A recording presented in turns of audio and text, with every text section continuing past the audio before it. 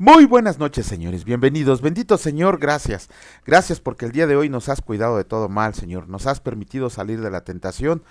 Perdónanos por nuestras transgresiones, por nuestros pecados, Señor, queremos ser como tú, esa es nuestra meta principal, llegar a la medida de la estatura del varón perfecto. Y te pedimos, Señor, que no nos dejes nunca, que siempre sintamos tu presencia. Tú vas con nosotros siempre y a veces nosotros nos olvidamos de ti, pero tú nunca te olvidas de nosotros. Gracias, Señor, por el amor con el cual nos has llenado. Bendito seas por siempre y para siempre. Amén. Muy buenas noches, señores, bienvenidos. Vamos a comenzar con la lectura del día de hoy. Iniciamos con el capítulo 33 del libro de Éxodo y el Señor dice así: la presencia de Dios prometida. El Señor dijo a Moisés: anda, sube de aquí tú y el pueblo que sacaste de la tierra de Egipto, a la tierra de la cual juré a Abraham, Isaac y Jacob, diciendo: a tu descendencia la daré. Y yo enviaré delante de ti el ángel, y echaré fuera al cananeo y al amorreo, al eteo, al fereceo, al heveo y al jebuseo, a la tierra que fluye leche y miel. Pero yo no subiré en medio de ti, porque eres pueblo de dura cerviz, no sea que te consuma en el camino. Y oyendo el pueblo esta mala noticia, vistieron luto, y ninguno se puso sus atavíos, porque el Señor había dicho a Moisés: di a los hijos de Israel: ustedes son pueblo de dura cerviz, en un momento subiré en medio de ti y te consumiré. Quítate pues ahora tus atavíos, para que yo sepa lo que te he de hacer. Entonces los hijos de Israel se despojaron de sus atavíos desde el monte Horeb. Y Moisés tomó el tabernáculo y levantó lejos fuera del campamento, y lo llamó el tabernáculo de reunión, y cualquiera que buscaba al Señor salía al tabernáculo de reunión que estaba fuera del campamento. Y sucedía que cuando salía Moisés al tabernáculo, todo el pueblo se levantaba, y cada cual estaba de pie a la puerta de su tienda, y miraba en pos de Moisés, hasta que él entraba en el tabernáculo. Cuando Moisés entraba en el tabernáculo, la columna de nube descendía y se ponía a la puerta del tabernáculo.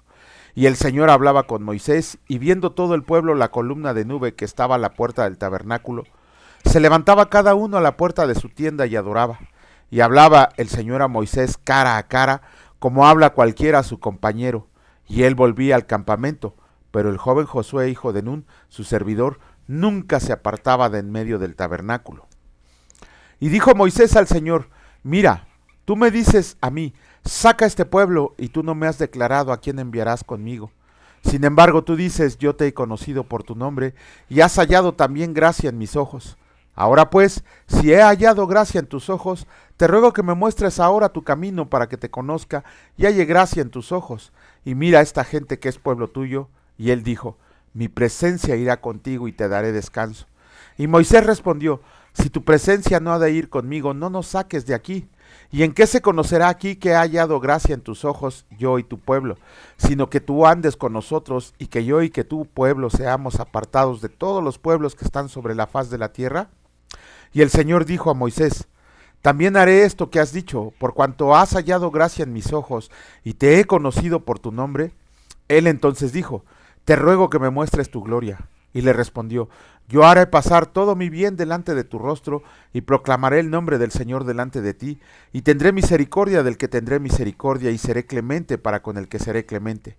Dijo más: no podrás ver mi rostro, porque no me verá hombre y vivirá. Y dijo aún el Señor: he aquí un lugar junto a mí, y tú estarás sobre la peña, y cuando pase mi gloria, yo te pondré en una hendidura de la peña, y te cubriré con mi mano hasta que haya pasado. Después apartaré mi mano, y verás mis espaldas, mas no se verá mi rostro. Capítulo 34 del libro de Éxodo. El Señor dice así: el pacto renovado. Y el Señor dijo a Moisés: alízate 2 tablas de piedra como las primeras, y escribiré sobre esas tablas las palabras que estaban en las tablas primeras que quebraste. Prepárate pues para mañana, y sube de mañana al monte de Sinaí, y preséntate ante mí sobre la cumbre del monte. Y no suba hombre contigo, ni perezca alguno en todo el monte, ni ovejas ni bueyes pascan delante del monte. Y Moisés alisó 2 tablas de piedra como las primeras, y se levantó de mañana y subió al monte Sinaí como le mandó el Señor, y llevó en su mano las 2 tablas de piedra, y el Señor descendió en la nube, y estuvo ahí con él proclamando el nombre del Señor, y pasando el Señor por delante de él, proclamó: Señor, Señor, fuerte, misericordioso y piadoso, tardo para la ira y grande en misericordia y verdad, que guarda misericordia a millares, que perdona la iniquidad, la rebelión y el pecado, y que de ningún modo tendrá por inocente al malvado, que visita la iniquidad de los padres sobre los hijos, y sobre los hijos de los hijos hasta la tercera y cuarta generación. Entonces Moisés, apurándose, bajó la cabeza hacia el suelo y adoró, y dijo: si ahora, Señor, he hallado gracia en tus ojos, vaya ahora el Señor en medio de nosotros, porque es un pueblo de dura cerviz, y perdona nuestra iniquidad y nuestro pecado, y tómanos por tu heredad. Y él contestó: he aquí, yo hago pacto delante de todo el pueblo, haré maravillas que no han sido hechas en toda la tierra ni en nación alguna, y verá todo el pueblo en medio del cual estás tú, la obra del Señor, porque será cosa tremenda la que yo haré contigo. Advertencia contra la idolatría de Canaán. Guarda lo que yo te mando hoy.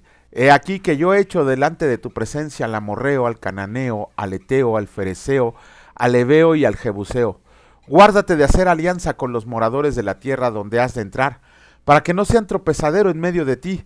Derribarán sus altares y quebrarán sus estatuas, y cortarán sus imágenes de acera, porque no te has de inclinar a ningún otro Dios, pues el Señor, cuyo nombre es celoso, Dios celoso es. Por tanto, no harás alianza con los moradores de aquella tierra, porque fornicarán en pos de sus dioses, y ofrecerán sacrificios a sus dioses, y te invitarán, y comerás de sus sacrificios. O tomando de sus hijos para tus hijos, y fornicando sus hijas en pos de sus dioses, harán fornicar también a tus hijos en pos de los dioses de ellas. No te harás dioses de fundición. Fiestas anuales. La fiesta de los panes sin levadura guardarás. 7 días comerás pan sin levadura, según te he mandado en el tiempo señalado del mes de Abib, porque en el mes de Abib saliste de Egipto. Todo primer nacido mío es, y de tu ganado todo primogénito de vaca o de oveja, que sea macho. Pero redimirás con cordero el primogénito del asno, y si no lo redimes, quebrarás su cerviz. Redimirás todo primogénito de tus hijos, y ninguno se presentará delante de mí con las manos vacías. 6 días trabajarás, mas en el séptimo día descansarás, aún en la arada y en la siega descansarás. También celebrarás la fiesta de las semanas, la de las primicias de la siega del trigo y la fiesta de la cosecha, a la salida del año. 3 veces en el año se presentará todo varón tuyo delante de Dios el Señor, Dios de Israel, porque yo arrojaré a las naciones de tu presencia y ensancharé tu territorio, y ninguno codiciará tu tierra, cuando subas para presentarte delante del Señor tu Dios 3 veces en el año. No ofrecerás cosa leudada con la sangre de mi sacrificio, ni se dejará hasta mañana nada del sacrificio de la fiesta de Pascua. Las primicias de los primeros frutos de tu tierra llevarás a la casa del Señor tu Dios. No cocerás el cabrito en la leche de su madre. Moisés y las tablas de la ley. Y el Señor dijo a Moisés: escribe tú estas palabras, porque conforme a estas palabras he hecho pacto contigo con Israel. Y él estuvo ahí con el Señor 40 días y 40 noches. No comió pan ni bebió agua, y escribió en tablas las palabras del pacto, los 10 mandamientos. Y aconteció que descendiendo Moisés del monte Sinaí con las 2 tablas del testimonio en su mano, al descender del monte no sabía Moisés que la piel de su rostro resplandecía, después que hubo hablado con Dios. Y Aarón y todos los hijos de Israel miraron a Moisés, y he aquí la piel de su rostro era resplandeciente, y tuvieron miedo de acercarse a él. Entonces Moisés los llamó, y Aarón y todos los príncipes de la congregación volvieron a él, y Moisés les habló. Después se acercaron todos los hijos de Israel, a los cuales mandó todo lo que el Señor le había dicho en el monte Sinaí. Y cuando acabó Moisés de hablar con ellos, puso un velo sobre su rostro. Cuando venía Moisés delante del Señor para hablar con él, se quitaba el velo hasta que salía, y saliendo decía a los hijos de Israel lo que le era mandado. Y al mirar los hijos de Israel el rostro de Moisés, veían que la piel de su rostro era resplandeciente, y volvía Moisés a poner el velo sobre su rostro hasta que entraba a hablar con Dios. Bueno, con eso terminamos la lectura del día de hoy de los capítulos de Éxodo. Y más que cualquier otra cosa, yo creo que nos debería llamar la atención la advertencia que hace el Señor Dios en ese entonces al pueblo de Israel acerca de que cuando entraran a la tierra de Canaán, la tierra prometida, la tierra que fluye leche y miel, tenían que echar a todos los habitantes de ahí. ¿Por qué? Porque el Señor sabía muy bien que como hombres malvados que somos, nuestro corazón se iba a inclinar hacia otro tipo de dioses. De hecho, el Señor, antes de escribir por segunda vez los 10 mandamientos, y recordándoles lo que dice el segundo mandamiento, de que no harás dioses de fundición para ti, y aquí lo podemos ver, no te harás dioses de fundición en el versículo 17 del capítulo 34. A veces nosotros, cuando nos apartamos un poco del Señor, y un poco, no estoy hablando que nos apartemos de corazón totalmente de Él, sino que nos desviamos tras amistades en el trabajo, tras amistades en la escuela, y empezamos a hacer lo que ellos hacen, lo que el mundo hace. Muchas veces nosotros no recordamos que nuestro Dios es un Dios celoso y que exige la adoración solamente para Él. Es el creador del universo, de todo lo que existe, de todo lo visible y lo invisible. ¿Por qué no habría de exigir nuestro Señor que le adoráramos solamente a Él, si Él es dueño de absolutamente todo?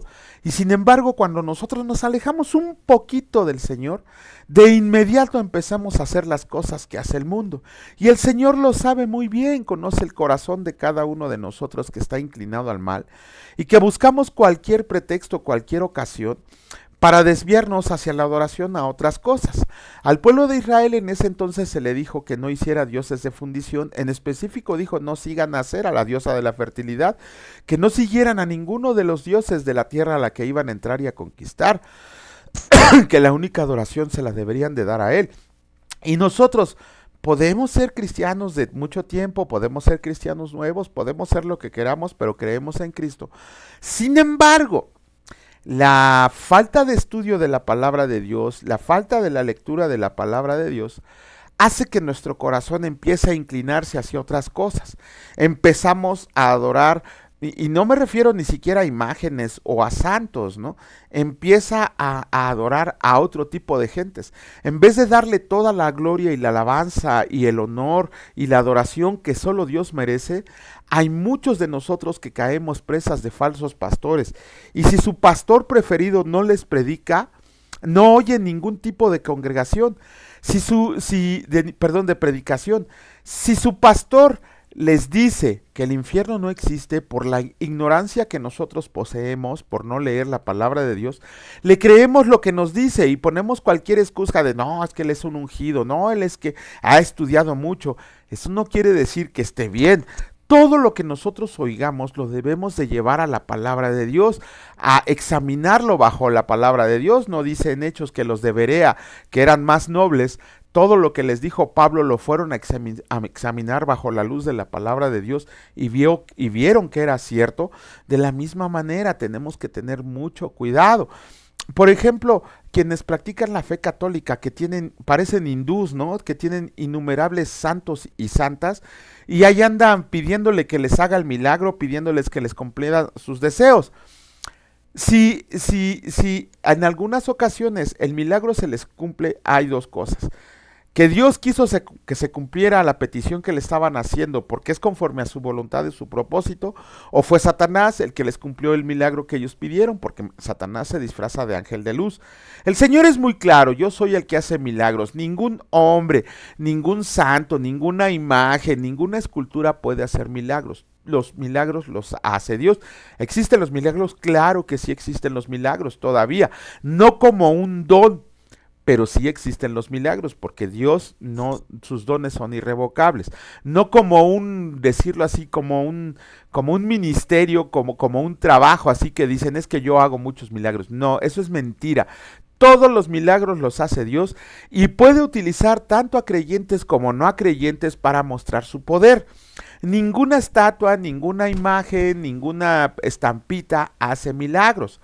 El que hace milagros es Dios, y muchas veces Satanás engaña a todas esas personas que andan siguiendo ídolos, creyendo que es el ídolo el que les cumplió los milagros, para que obviamente lleva una doble finalidad, para que dejen de adorar a Dios y se pongan a adorar cosas que el Señor aborrece en su palabra. Y esa es la palabra.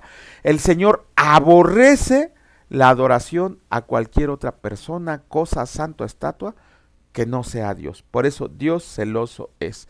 Vamos a comenzar con la lectura del Evangelio de Mateo en el capítulo 26, y escrito está: el complot para prender a Jesús. Cuando hubo acabado Jesús todas estas palabras, dijo a sus discípulos: saben que dentro de 2 días se celebra la Pascua, y el Hijo del Hombre será entregado para ser crucificado. Entonces los principales sacerdotes, los escribas y los ancianos del pueblo se reunieron en el patio del sumo sacerdote llamado Caifás, y tuvieron consejo para prender con engaño a Jesús y matarlo. Pero decían: no durante la fiesta, para que no se haga alboroto en el pueblo. Jesús es ungido en Betania. Y estando Jesús en Betania, en casa de Simón el leproso, y vino él una mujer con un vaso de alabastro de perfume de gran precio, y lo derramó sobre la cabeza de él estando sentado a la mesa. Al ver esto, los discípulos se enojaron diciendo: ¿para qué este desperdicio? Porque esto podía haberse vendido a gran precio y haberse dado a los pobres. Y entendiéndolo Jesús, les dijo: ¿por qué molestan a esta mujer? Pues ha hecho conmigo una buena obra, porque siempre tendrán pobres con ustedes, pero a mí no siempre me tendrán, porque al derramar este perfume sobre mi cuerpo, lo ha hecho a fin de prepararme para la sepultura. De cierto les digo que donde quiera que se predique este evangelio en todo el mundo, también se contará lo que ésta ha hecho para memoria de ella.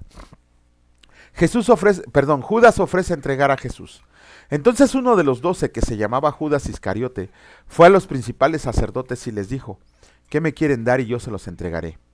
Ellos le asignaron 30 piezas de plata y desde entonces buscaba oportunidad para entregarle. Institución de la Cena del Señor. El primer día de la fiesta de los panes sin levadura vinieron los discípulos a Jesús diciéndole: ¿dónde quieres que preparemos para que comas la Pascua? Y él dijo: vayan a la ciudad, a cierto hombre, y díganle: el maestro dice, mi tiempo está cerca, en tu casa celebraré la Pascua con mis discípulos. Y los discípulos hicieron como Jesús les mandó y prepararon la Pascua. Cuando llegó la noche, se sentó a la mesa con los 12, y mientras comían dijo: de cierto les digo que uno de ustedes me va a entregar. Y entristecidos en gran manera, comenzó cada uno de ellos a decirle: ¿soy yo, Señor? Entonces él respondiendo dijo: el que mete la mano conmigo en el plato, ese me va a entregar. A la verdad el Hijo del Hombre va según está escrito de él, mas ay de aquel hombre por quien el Hijo del Hombre es entregado. Bueno le fuera a este hombre no haber nacido.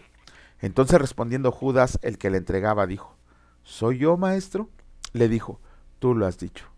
Y mientras comían, tomó Jesús el pan y bendijo y lo partió y dio a sus discípulos y dijo: toman, coman, esto es mi cuerpo. Y tomando la copa y habiendo dado gracias, les dio diciendo: beban de ella todos, porque esta es mi sangre del nuevo pacto, que por muchos es derramada para remisión de los pecados. Y les digo que desde ahora no beberé más de este fruto de la vid, hasta aquel día en que lo beba de nuevo con ustedes en el reino de mi Padre. ¡Wow! Independientemente de la institución de la Cena del Señor, que es un mandamiento que nos dejó para que todos nosotros podamos degustar de ella, hay que ver el caso específico de Judas. Judas escuchó los sermones de Jesucristo en vivo, a todo color. Judas hizo milagros, expulsó demonios, porque el Señor le había dado ese poder. Recuerden cuando comisionó a los 12 para que fueran a regar el evangelio y les dio potestad para hacer milagros y echar fuera demonios. Judas recibió esos dones. Judas caminó con el maestro en la noche, en el día, en peligros, estuvo con él todo el tiempo escuchando sus enseñanzas. Hace unas décadas, digo décadas porque fue en el siglo pasado, surgió una corriente, surgió un libro apócrifo llamado el Evangelio de Judas, que según lo habían encontrado y que habían leído lo que de Judas estaba escrito, y que obviamente se demostró que era más falso que un billete de 3 pesos. No sé si en otros países existan billetes de 3 pesos, pero aquí en México no existen esos billetes. Y si hay un billete de 3 pesos es falso, de toda falsedad. Cuando de ese evangelio según Judas se descubrió que era totalmente falso. Y ese evangelio manejaba la hipótesis de que Judas tenía también una comunicación con Dios y con Jesús muy aparte de todos los discípulos, y que Judas no quería entregar a Jesús, pero que el Señor le dijo que era parte de su ministerio, de su propósito, que él lo entregara porque tenía que hacer la voluntad de Dios. En este evangelio trataban de justificar la acción tan vil que hizo Judas al entregar al Hijo de Dios, al Hijo del Hombre, al Hijo de David, a manos de los fariseos para que lo torturaran y para que acabaran con su vida. Ok, Primero que nada tenemos que ver que es falso. ¿Por qué? Porque Judas recibió todas las enseñanzas de Jesucristo. Y bien pudo él haber dicho no a las monedas que le ofrecieron. Judas bien pudo haber decidido, no, no lo voy a entregar.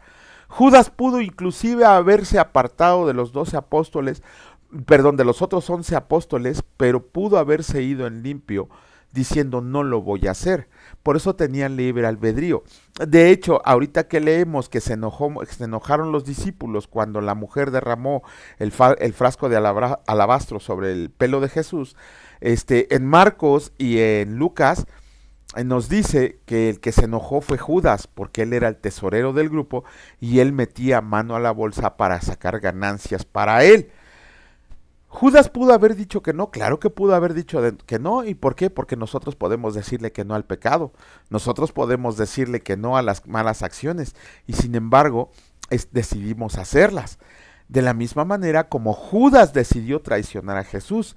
Y le pagaron 30 piezas de plata. Esa es una profecía que la mencionan dos profetas del Antiguo Testamento. De hecho está en Salmos y está en Zacarías. Ajá, esa profecía de las 30 monedas de plata. Y además es una profecía que se cumplió sobre Jesucristo. Entonces, no hay justificación para Judas. De hecho, Judas cuando ya entregó a nuestro Señor Jesús, y que la palabra más adelante la vamos a leer, que se murió 2 veces porque se ahorcó, después se cayó y se partió a la mitad y se le veían todas las tripas, ¿no? Pudo haber dicho que no, pudo haberse, es más, Judas pudo haber entregado a Jesucristo, pero pudo haber pedido perdón. Pudo haber pedido perdón. ¿Por qué no pidió perdón? Porque no tenía arrepentimiento, tenía remordimiento, que son dos conceptos muy diferentes. De la misma manera nosotros traicionamos a Jesús cuando deliberadamente decidimos entregarnos al pecado, a realizar malas acciones. No es que vayamos a perder la salvación que ya nos hemos ganado, pero sí tenemos que confesarnos con nuestro Señor Jesús y arrepentirnos de todo corazón y no volverlo a hacer. Judas tuvo esa oportunidad, claro que Judas tuvo la oportunidad de arrepentirse, pedir perdón y estaría con los otros apóstoles en el reino de los cielos, pero no lo hizo. Por el gran remordimiento, no arrepentimiento, por el gran remordimiento que sentía, Judas se quitó la vida.